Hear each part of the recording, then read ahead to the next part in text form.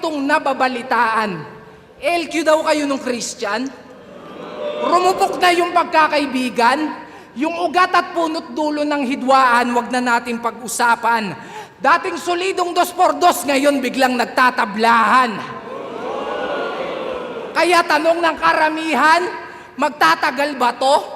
Sure na deadball nako. Ngayong wala ang iyong kaduwo, kanino ka patatakbo? Baka nalilimutan mo na hindi to Batang Quiapo, kaya walang magtatanggol sa'yo. Speaking of solo, alam nyo bang wala na sa 3GS tong si Taba? Wala nang nakakabigla. Paano pabaya? Pag sinilip nyo yung sitwasyon ng grupo, sobrang grabe na't malala. Huwag mong ikakaila. Si Jonas mismo nakakita yung problema, kabi-kabila.